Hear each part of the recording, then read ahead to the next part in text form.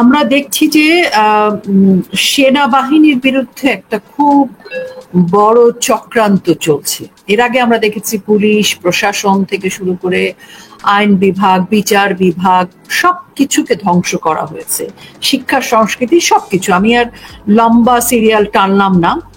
আমরা দেখছি আইসিটি থেকে শুরু করে বিভিন্ন রকমের মামলা দিয়ে নানানভাবে তারা যেভাবে বলছে যেটা করছে, আমার কাছে মনে হচ্ছে এই যে সেনা ধ্বংসের পায় তারা, কার লাভ, কার ক্ষতি? আমরা আজকে বিষয় এইভাবেই রেখেছি যে বাংলাদেশের এই সেনা সদস্যদের ধ্বংসে বা সেনাবাহিনীর ধ্বংসে লাভ কার, ক্ষতি কার? আপনাকে ধন্যবাদ। পেয়েছে আজকে বারবার এই বাংলাদেশের সেনা পুলিশকে তো এই ইনুস ধ্বংস করেছে। আপনি 5ই আগস্টের 2024-এর 5ই আগস্টের আগে অন্তঃসত্ত্বা নারী পুলিশ সহ হাজার হাজার পুলিশ অফিসার, পুলিশদের হত্যা করা হয়েছে। বিভিন্ন পুলিশ অফিসার সিপাহীদের নামে মিথ্যা মামলা দিয়ে গোটা পুলিশ বাহিনীকে ধ্বংস করা হয়েছে, বিজিবিকে ধ্বংস করা হয়েছে, আনসার হত্যা করা হয়েছে, তাদেরকে ধ্বংস করা হয়েছে। আজকে ছিল কি দেশপ্রেমিক সেনাবাহিনী, যারা সার্বভৌমত্বের প্রতীক সেনাবাহিনী। সেই সেনাবাহিনীর ভিতরে অনেক সময় ধরেন আমাদের বক্তব্য আছে যে 75-এর 15 আগস্ট এই সেনাবাহিনীকে ব্যবহার করে সামরিক বাহিনীর কতিপয় উচ্চবিলাসী অফিসার বঙ্গবন্ধুকে হত্যা করেছিল এবং জিয়া রহমান অবৈধভাবে ক্ষমতা দখল করে শত শত মুক্তিযুদ্ধের পক্ষে সেনা অফিসার জওয়ানদের হত্যা করেছিল। বিমান বাহিনীর 551 জন অফিসারকে হত্যা করেছিল। সেনাবাহিনীর মধ্যে বিভাজন তৈরি করার চেষ্টা করেছিল। সেই জায়গা থেকে বঙ্গবন্ধু তার সেনাবাহিনীকে ঐক্যবদ্ধ করেছিল, কোনো বিভাজন তৈরি করেনি। সেই সেনাবাহিনীকে আজকে ধ্বংস করার জন্য ইনুস, সেই সেনাবাহিনীকে ধ্বংস করার জন্য আজকে একদিকে সেনাবাহিনীকে যেমন জনগণের মুখোমুখি দাঁড় করিয়েছেন, তেমন সেনাবাহিনীর আপনার ঊর্ধ্বতন কর্মকর্তাদের নামে, মেজর জেনারেল থেকে শুরু করে মেজর, কর্নেল, লেফটেন্যান্ট কর্নেল, তাদের নামে মিথ্যা মামলা দিয়ে, আইসিটির মতো মামলা দিয়ে তাই সেনাবাহিনীর আন্তর্জাতিকভাবে সেনাবাহিনীর ভাবমূর্তি ক্ষুণ্ণ করা হচ্ছে, সেনাবাহিনীকে ধ্বংস করার ষড়যন্ত্র করা হচ্ছে। এটা লাভ ইনুস যাদের আশীর্বাদ নিয়ে, যে অপশক্তির আশীর্বাদ নিয়ে, সেই আন্তর্জাতিক সাম্রাজ্যবাদী অপশক্তি, তাদের সহযোগী পাকিস্তান, আইএসআই আর তাদের এই দেশের এজেন্ট জামাত, বিএনপিদের এই প্রত্যাশা পূরণের জন্য আজকে সেনাবাহিনীকে ধ্বংস করার চেষ্টা করা হয়েছে। আপনার একটা কথা মনে রাখেন, আপনি প্রশ্ন করতে বিএনপি কেন করবে?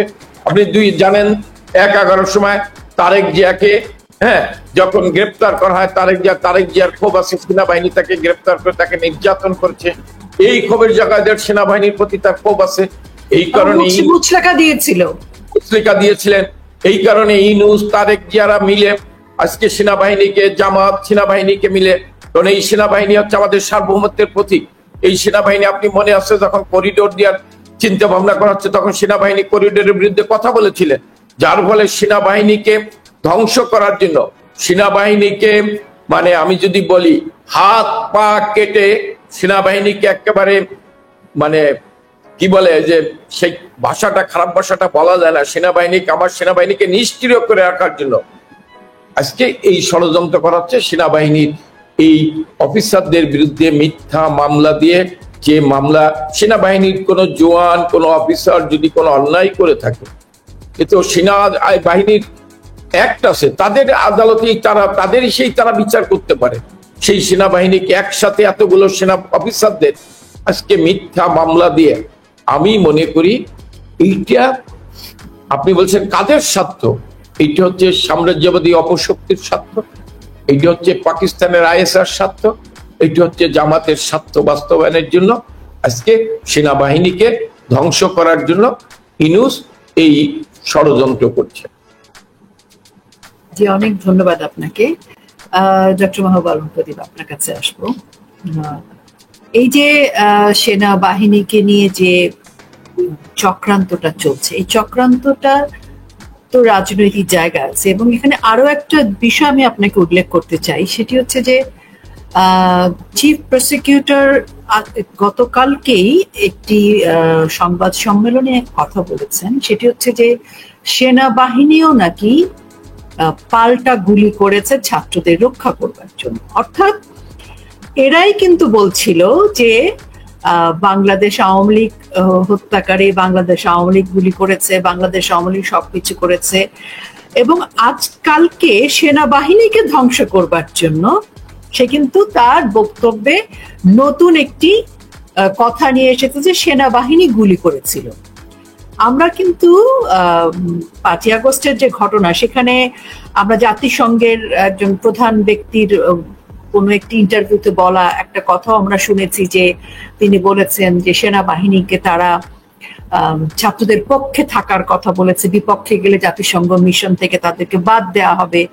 এবং তার মানে জাতিসংঘের যে রিপোর্টটি ছিল বাংলাদেশ আওয়ামী লীগকে কেউর মধ্যে জড়িয়ে যে বাংলাদেশ আওয়ামী লীগের বিরুদ্ধে, তার মানে সেটি ছিল আসলে সন্দেহ আছে সেই রিপোর্টটার মধ্যে, সেই রিপোর্টটার নিরপেক্ষতা নিয়ে প্রশ্ন আসে।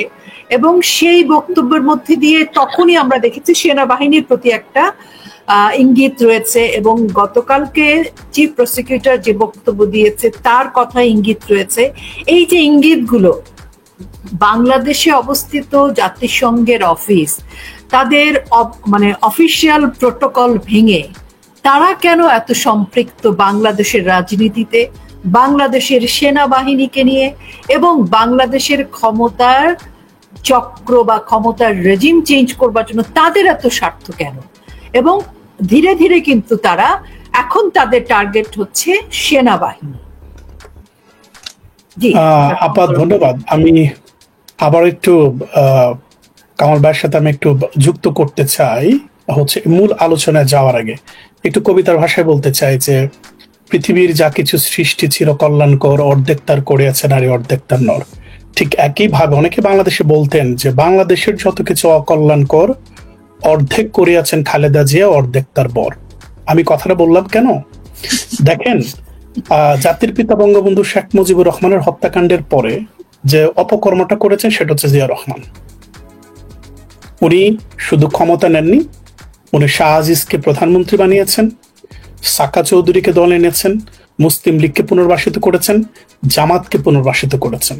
ওনার স্ত্রী কি করেছেন 2001 সালে? তাদের গাড়িতে জাতীয় পতাকা তুলে দিয়েছেন, অন্যদিকে তোফাল আহমেদকে হাতে হাত করা দিয়ে জেলে পাঠিয়েছেন। আমি এটা একটু সম্পৃক্ত করতে চাইলাম। ঠিক একইভাবে আমি যেটা বলতে চাই, 1975-এর পরবর্তী সময় জিয়া রহমানকে যেভাবে ইতিহাসের কাঠগড়ায় দাঁড়াতে হয়েছে, ঠিক আজকেও 5 বছর 10 বছর পরে জুলাই সনদে স্বাক্ষর করার জন্য বিএনপিকেও এই কাঠগড়ায় দাঁড়াতে হবে অন্যতম স্টেক হোল্ডার হিসাবে। এখন আমি আপনার ওই অ্যানালাইসিসে আসি, যে সেটা হচ্ছে ইউএসএ কেন করছে। আপনি জানেন যে ইউএসএ স্টেট ডিপার্টমেন্ট এটা স্পষ্ট করে বলেছে যে তারা হচ্ছে সাউথ এশিয়াতে একটা খ্রিস্টান রাষ্ট্র করতে চায়, যেটা হচ্ছে আমাদের হ্যাঁ ডিপ স্টেট। হ্যাঁ, এবং যেটা হচ্ছে যে আমাদের এখনো বাংলাদেশের বৈধ প্রধানমন্ত্রী জননেত্রী শেখ হাসিনা বলেছিলেন যে সেন্ট মার্টিন, কক্সবাজার, চায়নার কিছু অংশ, মিয়ানমারের কিছু অংশ, ভারতের 7 সিস্টার্স এর কিছু অংশ নিয়ে এই অঞ্চলে একটা খ্রিস্টান রাষ্ট্র বানাতে চায়। তার অন্যতম কারণ হচ্ছে চায়নার যে বাণিজ্য চুক্তি আছে, চায়নার যে আমি বলবো যে এই অঞ্চলে আধিপত্য আছে, সেটা রুখে দেওয়ার জন্য। এবং সেই জন্য আমরা এটাও জানি ইতিহাস থেকে 1971 সালে বঙ্গবন্ধুকে প্রপোজ করা হয়েছিল, তিনি না করেছেন। শেখ হাসিনাকে প্রপোজ করা হয়েছিল, তিনিও না করেছেন। এখন প্রশ্ন হচ্ছে, এই অঞ্চলে যদি এরকম একটা ডিপ স্টেটের আওতায় যদি একটা খ্রিস্টান রাষ্ট্র করতে হয়, তাহলে সবচেয়ে ভালো এবং উর্বর মাটি কোনটি? আপনি দেখেন, আফগানিস্তানের সাথে তারা দীর্ঘদিন যুদ্ধ করেছে। তারা যদিও কাগজে কলমে বলছে যে পরাজিত হয়েছে, কিন্তু আমার যেটা মনে হয় যে তারা দীর্ঘ সময় আফগানিস্তানকে শোষণ করেছে, এই অঞ্চলে অস্থিতিশীলতা তৈরি করেছে। তারা মিয়ানমার অস্থিতিশীলতা তৈরি করেছে, তারা থাইল্যান্ডের সেনা পরিবর্তন করেছে, তারা হচ্ছে কম্বোডিয়ায় করেছে, তারা শ্রীলঙ্কায় করেছে, নেপালে করেছে। আপনি দেখেন যে পাকিস্তানে কিন্তু এই যে জঙ্গি মদত পোস্ট যে সেনাবাহিনী যারা রাষ্ট্রীয় ক্ষমতা দখল করেছে দীর্ঘদিন বারবার, আমরা এটাও জানি স্বাধীনতার পর থেকে আজ পর্যন্ত পাকিস্তান কখনো তার এক মেয়াদের প্রধানমন্ত্রীর মেয়াদ বা সরকারের মেয়াদ পূরণ করতে পারেন, সেখানে কিন্তু ইউএস এর হাত আছে। আমি যেটা বলতে চাচ্ছি যে এই অঞ্চলে ধর্মভিত্তিক রাজনীতির মাধ্যমে যা যা উদ্দেশ্য হাসিল করা দরকার সবকিছু কিন্তু ইউএসএ করেছে। এখন বাকি আছে একটা স্টেট, সেটা হচ্ছে বাংলাদেশ। এখন এই বাংলাদেশে যদি দখল করতে চাই, ইতিমধ্যে দেখেন যে আমরা জানি 3টা বন্দর সহ 3টা বড় বড় হচ্ছে যে করিডোর ইতিমধ্যে হচ্ছে যে বলা হয়েছে বিদেশি কোম্পানিদের হাতে দিয়ে দেওয়া হবে, এটা সিদ্ধান্ত হয়েছে। আপনি দেখেন আমরা বাংলাদেশের স্বাধীন নাগরিক, কিন্তু আমরা সেন্ট মার্টিন যেতে পারি না। আমাদের অতীতে হয়তো আপনার শ্রীলঙ্কায় যেহেতু আমাদের পাসপোর্ট থাকলে হতো আমাদের ভিসা লাগতো না, নেপালে গেলে আমাদের ভিসা লাগতো না। যদিও সম্প্রতি যে শ্রীলঙ্কাকে মাননীয় প্রধানমন্ত্রী শেখ হাসিনা ঋণ দিয়েছিলেন, সেই শ্রীলঙ্কা এখন আমাদের উপরে ভিসা রেস্ট্রিকশন আরোপ করেছে। এটা আমাদের দুর্ভাগ্য। আমি যেটা বলতে চাচ্ছি, এই সবকিছুর মূলে হচ্ছে এই অঞ্চলে একটা ডিপ স্টেট করতে হলে যে জিনিসটা করতে হবে, বাংলাদেশের প্রত্যেকটা উইংকে দুর্বল করতে হবে। আপনি দেখেন বিচার ব্যবস্থাকে ইতিমধ্যে দুর্বল করা হয়েছে। এখানে তাজুল আহমেদের মতো একজন ক্লাউনকে নিযুক্ত করা হয়েছে চিফ প্রসিকিউটর হিসাবে। আপনি দেখেন যে বিচারকদেরকে মবের মাধ্যমে পদত্যাগ করতে বাধ্য করা হয়েছে, পুলিশকে পঙ্গু করে দেওয়া হয়েছে। আপনি দেখেন পুলিশ ফাংশন করছে না। আপনি পুলিশের সামনে মানুষকে মেরে ফেলছে, গলা কেটে হত্যা করছে, খুন করছে, পুলিশ কোনো কাজ করছে না। আপনি সরকারি প্রশাসন দেখেন, আপনি বিশ্ববিদ্যালয় দেখেন, প্রত্যেকটা জায়গায় তাদের নিজেদের লোক বসিয়ে ইনস্টিটিউশনগুলোকে ধ্বংস করা হয়েছে। এখন একটা জিনিস যেটা কামাল ভাই যেটা বলেছেন, আমি এই জায়গায় আসতে চাই যে আমরা হয়তো সেনাবাহিনীকে অ্যাজ এ ইনস্টিটিউশন আমরা সেনাবাহিনীর পক্ষে দাঁড়াচ্ছি। অ্যাট দ্য সেম টাইম আমরা ব্যক্তি হিসাবে যেটা বলতে চাই, 1975 সালে যেমন কিছু উশৃঙ্খল সেনাবাহিনী বঙ্গবন্ধুকে হত্যা করেছেন, ঠিক একইভাবে আমরা কিন্তু কর্নেল জামিলের কথা বলে যেতে পারি না। এখানে কিন্তু দেশপ্রেমিক সেনাবাহিনীও আছে। আপনি যদি 2007 থেকে 2008 দেখেন, আমরা কিন্তু মঈনুদ্দিন ব্যাকড কেয়ারটেকার গভর্নমেন্ট আমরা দেখেছি। আমরা এটাও দেখেছি যে হচ্ছে যে 5ই অগাস্টে কিভাবে ওয়াকারুজ্জামান জামাতের আমিরের সাথে বসে মিটিং করছেন, অন্যদিকে বলছেন যে আপা আপনি আমার উপর আস্থা রাখতে পারলেন না। দেখেন এর কিন্তু দুটো অ্যানালাইসিস আছে। একটা পক্ষ বলতে পারে যে ওয়াকার চাইলে মাননীয় প্রধানমন্ত্রী শেখ হাসিনাকে প্রাণনাশের মতো কাজ করতে পারতেন। আরেকটা পক্ষ বলছে যে না, ওনার হয়তো ওরকম কোনো উচ্চাভিলাষ থাকলেও থাকতে পারে, এটা বুঝতে পেরে মাননীয় প্রধানমন্ত্রী শেখ হাসিনা নিরাপদ আশ্রয়ে চলে গেছেন। এখানে দুটো তথ্যই আসতে পারে, ইতিহাস বিচার করবে। আমি যেটা বলতে চাচ্ছি, এইটা অ্যাজ এ ব্যক্তি হিসাবে একজন ব্যক্তির দায়, এটা পুরো সেনাবাহিনীর দায় না। আমরা যেটা বলতে চাচ্ছি যে তাজুল আহমেদ যেভাবে সেনাবাহিনীকে জড়িয়ে 5 জন সেনাবাহিনীকে আন্তর্জাতিক আদালতে মার্শাল কোর্ট বাদ দিয়ে, সামরিক আদালত বাদ দিয়ে, প্রচলিত সামরিক আইনের বাইরে গিয়ে যেভাবে সেনাবাহিনীর শির দ্বারা ভেঙে দেওয়ার চেষ্টা করা হচ্ছে, এটা শুধুমাত্র হচ্ছে দেখেন কামাল ভাই বলেছেন, আপনি বলেছেন, আমি এখানে আরেকটা জিনিস রিলেট করতে চাই যে শুধুমাত্র মুক্তিযুদ্ধকে ধ্বংস করা না, শুধুমাত্র স্বাধীনতাকে ধ্বংস করা না, আপনাকে মনে রাখতে হবে ফেব্রুয়ারিতে একটা ইলেকশনের কথা বলা হচ্ছে। আপনি কি মনে করেন বাংলাদেশ ইলেকশন হবে?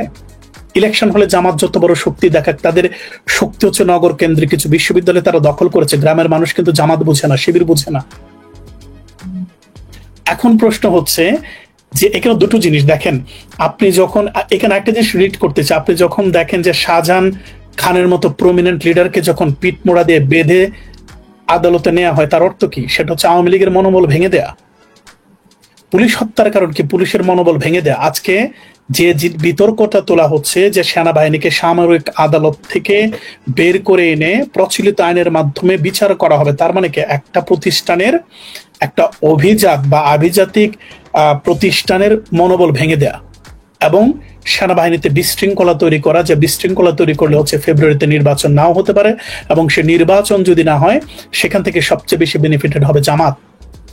আমি আগে আপনাকে একটা যারা আজকে মানে এই শো দেখছেন তাদের জন্য, সেটা হচ্ছে তাজুল ইসলাম চিফ প্রসিকিউটর কিন্তু বলেছেন আসামিরা সাব জেলে থাকবেন কিনা তা ঠিক করবেন ট্রাইব্যুনাল। এবং তারপরে আমরা দেখেছি সেনাবাহিনীর ভেতরে, মানে ক্যান্টনমেন্টের ভেতরে এমইএসির একটা উত্তর দিকের একটা ভবন 54 নম্বর বিল্ডিংটাকে কারাগার হিসেবে হ্যাঁ, বানানো হয়েছে। এবং সেনাবাহিনীর সেই সকল অফিসার যারা সার্ভিং অফিসার ছিলেন এবং সাবেকও যারা ছিলেন, ঠিক তার পরপরই সবার ছবি আমরা দেখলাম করানো অবস্থায় রাজু ভাস্কর্যে টানিয়ে দেওয়া হয়েছে। জি বলুন। হ্যাঁ, আমি যেটা বলছিলাম যে এটাও হয়তো ইতিমধ্যে জানবেন যে এখানে কিন্তু একটা দ্বন্দ্ব কিন্তু চলছে। সেনাবাহিনী কিন্তু কার্যত এটা অস্বীকার করেছে যে সামরিক আদালত ছাড়া চিফ প্রসিকিউটরের বক্তব্যের মাধ্যমে আন্তর্জাতিক অপরাধ ট্রাইব্যুনালে সেনাবাহিনীর বিচার হবে। আমার যতটুকু ধারণা, যদিও আমরা সেনাবাহিনীর খবর পাই না, কিন্তু এখানে কিন্তু সেনাবাহিনীর কিন্তু সেই জায়গাতে তারা ঐক্যমত পোষণ করেনি। 24 ঘন্টার মধ্যে পাঠাননি, তার মানে কি? তার মানে এটা অস্বীকার করেছেন। এখন আমার যে অ্যানালাইসিসটা হচ্ছে, এটা হচ্ছে যে ধরেন একটা পূর্ব পরিকল্পিত পরিকল্পনার মাধ্যমে, ডিজাইনের মাধ্যমে, ম্যাটিকুলাস প্ল্যানের মাধ্যমে সেনাবাহিনীকে ধ্বংস করার অর্থ হচ্ছে জামাতকে এবং মুক্তিযুদ্ধ বিরোধী রাজাকারদের হাতকে শক্তিশালী করা। এখানে নির্বাচন না হলে জামাত বেনিফিটেড, সেনাবাহিনীর মনোবল ভেঙে দিতে পারলে, সেনাবাহিনীতে বিশৃঙ্খলা করতে পারলে, সেনাবাহিনী থেকে যে স্বাধীনতাপন্থী যে মানুষজন আছে তাদেরকে যদি সরিয়ে দিতে পারে, সেখানে আপনি দেখবেন যে উগ্র মৌলবাদপন্থী সেনাবাহিনীর উত্থান হতে পারে। এই একটা ক্যালকুলেশন থেকেই মূল কথা হচ্ছে মুক্তিযুদ্ধ, স্বাধীনতা এবং বাংলাদেশের যে অস্তিত্ব 1971 সালের উপর ভিত্তি করে সেটাকেই ধ্বংস করে দেয়। এবং একটা জিনিস মনে রাখা দরকার, 1971 সালে কিন্তু জামাত আল শামস আল বদর রাজাকার বাহিনী গঠন করেছিল, যেটা হচ্ছে অনেকটা মিলিশিয়া বাহিনীর মতো। সুতরাং তারা কিন্তু এই সেনাবাহিনী কিন্তু আপনার 1971 সালে যুদ্ধ করেছে। এই পুলিশ কিন্তু রাজারবাগ পুলিশ লাইনে প্রথম প্রতিরোধ গড়ে তোলে।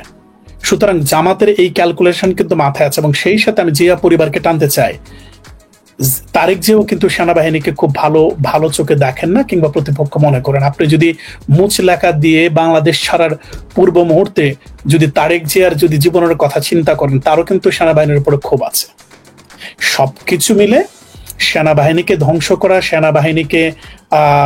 সেনাবাহিনীর মনোবল ভেঙে দেয়া, শির দ্বারা ভেঙে দেয়া, প্রত্যেকটার পেছনে উদ্দেশ্য হচ্ছে বাংলাদেশের মুক্তিযুদ্ধের অস্তিত্বকে মুছে দিয়ে একটা পাকিস্তানপন্থী, এবং কামাল ভাই যেটা বলেছেন যে সাম্রাজ্যবাদের যে আদর্শ বলেন, সাম্রাজ্যবাদের যে চিন্তা, সেই চিন্তার প্রতিফলন হিসেবে বাংলাদেশকে ডিপ স্টেটে যদি পরিণত করতে চাই, সেখানে সেনাবাহিনীতে বিশৃঙ্খলা হলে, আজকে ইউএস এর যে সেনাবাহিনী চট্টগ্রামে আছে, সেখান থেকে ইউনুস সরকার কেনা জানে বলতে পারে যে উনি তো কিছু হলে সাহায্য চেয়ে বসেন, বোঝার আগে যে আমাকে টাকা দেন, তখন বলতে পারে যে আমি বিপদগ্রস্ত হয়েছে, আমাকে সেনাবাহিনী দেন, আমার ইউএস এর সেনাবাহিনী লাগবে বাংলাদেশের সেনাবাহিনী ঠিক করার জন্য।